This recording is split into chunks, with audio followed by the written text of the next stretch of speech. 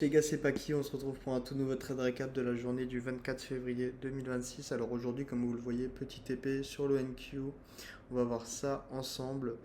Alors, non, c'est pas ce que je voulais faire. Alors,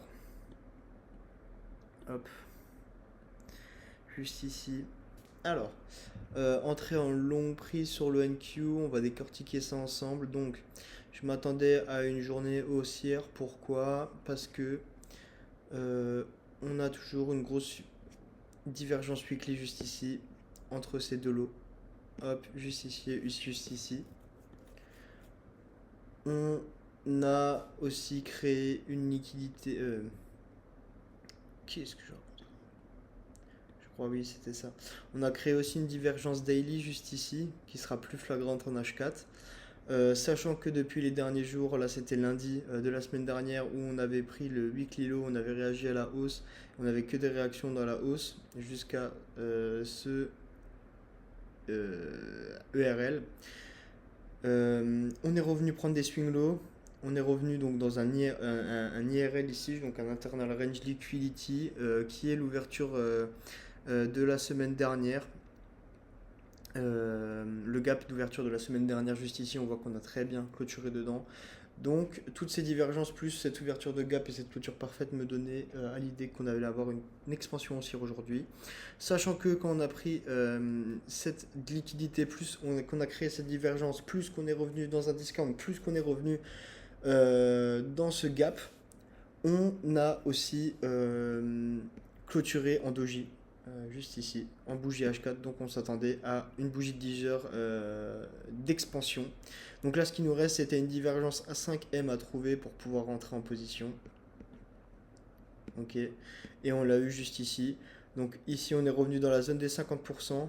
On a créé une divergence. On voit qu'on a eu une mèche réaction à la hausse. Ici, pareil, on a touché les 0,62%.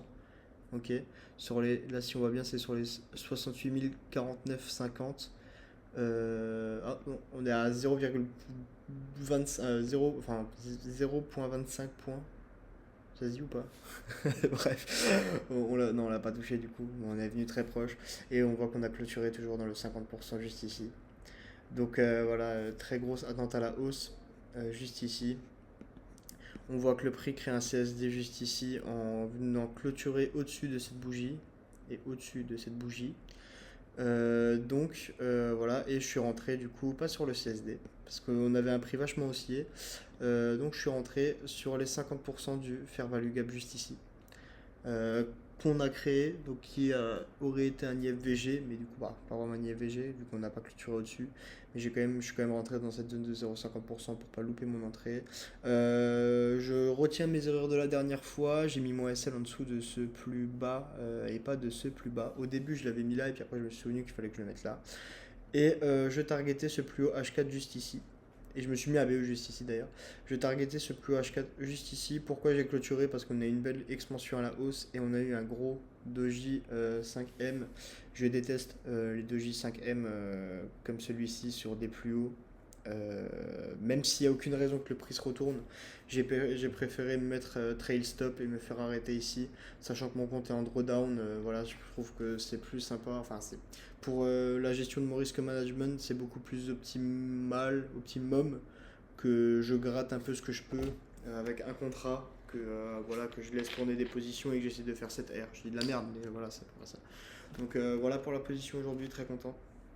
Un peu stressé ici parce que le prix est venu vachement enfoncer méchamment à la baisse, ce qui m'a fait un peu peur. Ce qui m'a maintenu entre guillemets le cap, c'est que ici on a eu cette réaction dans le CSD. Le prix n'est pas allé pousser plus bas. Donc voilà, on avait créé quand même une belle réaction à la hausse et le prix est venu super bien délivré dans les 10 minutes qui viennent après, quoi. Donc voilà. C'est tout pour aujourd'hui. Clôture de la journée, donc plus 211 dollars. Ça rattrape pas la grosse perte que j'ai eu bien sûr de 300, je sais plus combien de dollars, qui était évidemment de l'émotionnel, qui ne devait pas arriver.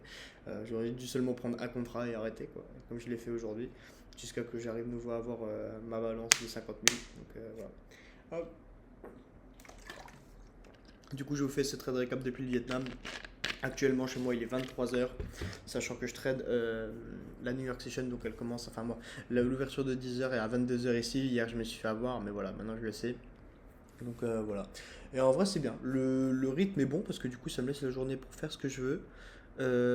Et puis après, ben, le soir, je me pose, voilà, je regarde ma série, j'attends la New York Session, je me pose dans mon lit vue sur la ville et je trade. Et j'ai jamais vécu une vie aussi parfaite. J'en parle dans mon vlog aussi, si jamais, qui va sortir le 1er mars.